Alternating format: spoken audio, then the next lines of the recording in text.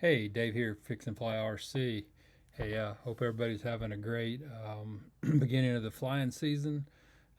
Springtime here, 2026. So winds have died down. At least I've had a chance to get just a handful of flights in, but days are getting longer. Winds are dying down at night, and so definitely will be some more evening flights in the near future.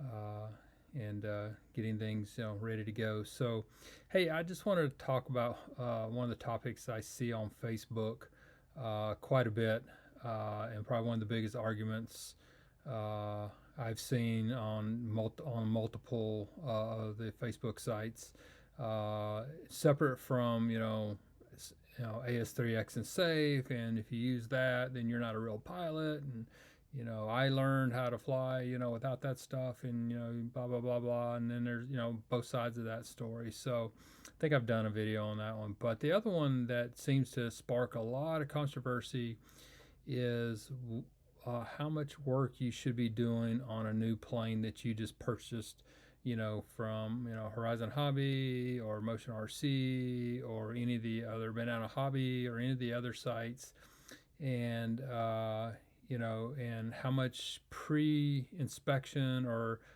post, before you fly, how much work should you do to check every single little thing on the plane, or is should it be assumed that especially on the higher dollar planes, because some of these planes, you're pushing six, seven, $800 depending on some of the accessories. So you're getting close to $1,000 by the time you pay for shipping and get the plane here. Well, maybe shipping's free at that price, but you know what I mean. You've invested quite a sum of money, and they all come with QC stamps now. At least most of them do. So you would think there's been some quality checks done on them, but yet you'll see post after post on the internet where something came apart, or or it wasn't right when it got there, or had a crash on the maiden because something came loose. And invariably there'll be quite a few people was like, I check every nut and screw, I check every glue joint, I take the plane completely apart and recheck it all. And that's probably not a you know it's not, I guess, a bad idea per se. That you do that. It's definitely to your benefit to check all the things you can possibly check. And so I'm not saying that you shouldn't do that. I am in the line, though. I do think that there's at some point there's a price range where you kind of expect some level of quality. And I get the planes are coming from China, and people say, you getting it from China, but there's other things that you buy from China that when you pay $1,000 for, your maybe your iPhone, or some other piece of electronic equipment that you buy, and if it didn't work right out of the box or broke immediately, you would demand to be replaced. You wouldn't. I mean, you would be writing letters. You'd be all over social media. So I'm not sure why in this hobby we think that it should be different. That we shouldn't expect high quality products when they come in, and that we shouldn't have to wonder if every little glue joint or every little thing is going to hold up. And so, yes, the things that are easy to check, you should check screws. When I put my F4 Phantom together not too long ago, a couple of the rudder controls weren't pushed all the way in on the horn, and I had to push it and get it to snap in place. So they weren't quite there. So yes, check the things that are easily checked. But I guess I'm kind of also in the line of how much should you have to check? Because I've had a couple planes now that have come damaged almost right out of the factory, And for example, my B-24 that I got from Ocean RC from the very beginning had a bad ESC in it, and so they were good to work with. But one of the funny parts about it is that they sent me a new ESC and all that to fix it. So I am now having to tear apart, a brand new plane, and rewire it and get it to work, instead of me shipping it back and them shipping me a new one. And then people say, well, you should be able to do that. And I actually, for my channel, is about fixing planes. So, I mean, I know how to do it, but it doesn't make it mean it's not frustrating. And so, but then they told me, before I flew it, to go take it out and run it up and down, my runway or wherever I was flying it, make sure everything worked fine before I put it in the air. And when I did, I was getting ready.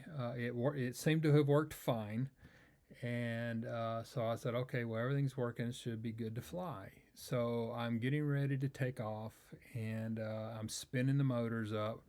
And let me pull it up here. Here's one of the wings, and I don't remember which one it was, but one of my nacelles, as it's sitting on the runway. So I'm sitting here, ready to take off. The motors are spinning up, and one of the nacelles just fell right onto the ground.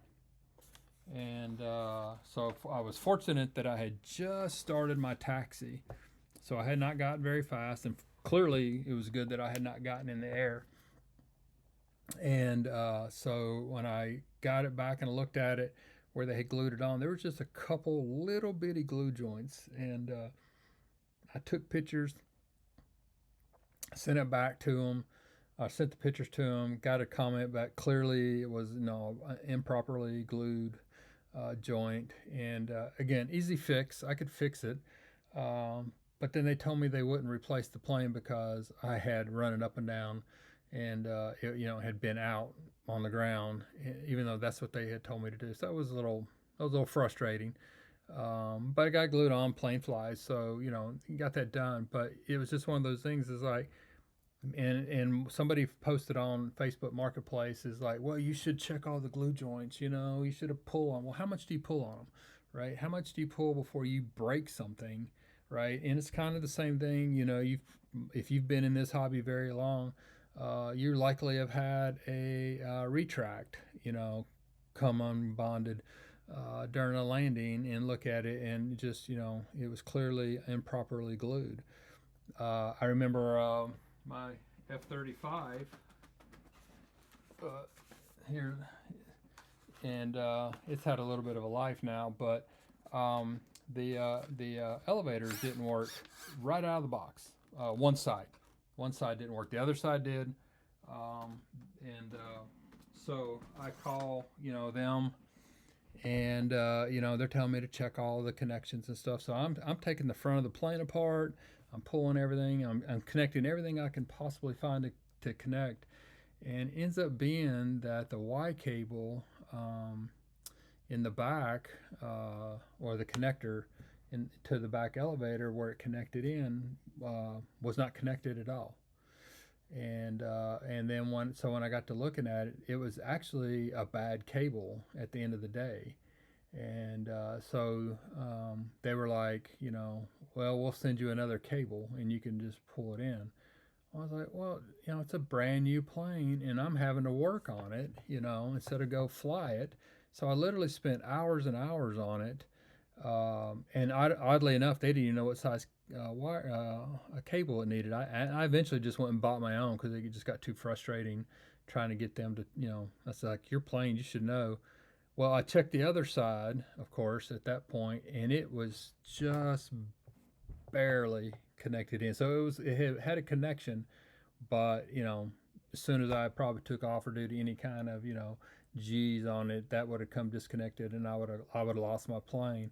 And good chance they would have never, they wouldn't replaced it, because it would have been hard to prove at that point. I just happened to find it, and I've had 2 or 3 other planes. I've had one from Banana Hobby that had bad ESC out of the box, and again, they sent me a new one, which is great. I appreciate that, but again, I'm taking a $700 plane, and I'm having to work on it right out of the box before I get to fly. So, this will be obviously one of those big controversies. That you're going to have, as always, you're going to have people on both sides of the fence.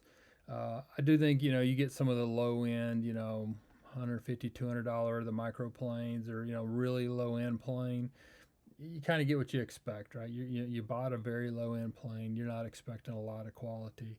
But I do hope the industry, I think we have to speak out, right? If we continually just accept it and just say that's part of the hobby, you should just expect it. You should have to just go check your planes, which again you should. I'm not saying you shouldn't, but you shouldn't have to. There should be some expectation that you got a good quality plane at those price levels, because they clearly they're getting higher, and like I said, uh, they're anywhere from 350 now, to $700-800. And so anyway, that's just my thoughts. Anybody listening to this, if you got a comment or suggestion, you know, keep it nice, keep it civil. But just let me know what you think. If you're on the, hey, it's a hobby, it's a toy, and go check every single possible joint, take your plane apart, all the way and put it back together. Or you should be able, for the most part, assemble it out of the box, put a battery in it, set it up, and go fly, because that's what you paid for. So anyway, tell me what you think. And if you hate it, that's cool too. It's just my opinion, and that's one thing this world's full of is opinions. So if you don't like it, just move on. Anyway, hey, it's Dave here, Fix and Fly RC. Happy flying. See you soon.